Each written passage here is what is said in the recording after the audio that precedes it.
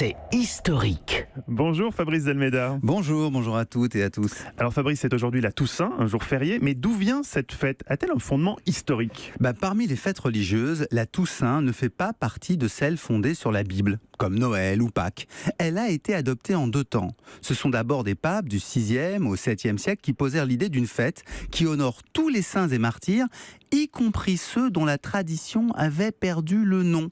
Mais nous devons à Grégoire IV l'institutionnalisation de la Toussaint et la date que nous connaissons et l'extension de cette célébration à tout l'Empire carolingien sous le règne de Louis le Pieux, aux alentours de 835. Pour Grégoire IV, la décision de l'empereur constituait un geste de réconciliation, car 3 ans plus tôt, le pape avait voulu intervenir en politique et avait pris position pour le fils de l'empereur, Lothaire, qui voulait détrôner son père.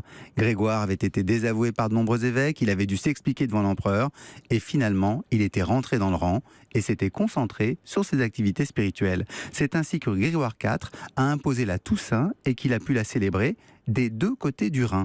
En somme, il aura mieux réussi pour la postérité qu'il le croyait, puisqu'aujourd'hui encore, le 1er novembre est un jour férié. Mais alors on doit à Grégoire IV aussi la fête d'Halloween? Selon certaines interprétations, oui, puisque cette fête signifie étymologiquement en anglais All Hallows Eve, c'est-à-dire, vous avez vu mon accent, la veille de la Toussaint. Ainsi, dans les pays, ça, je savais pas du tout. Oui, dans les pays anglo-saxons catholiques, la célébration commençait la veille et se poursuivait le lendemain par une autre fête, celle des morts, le 2 novembre. 2 journées, souvent associées à des réunions familiales et à des vacances. En somme, pour les papes comme Grégoire IV, l'action politique manquée a été effacée par la réussite de son legs spirituel.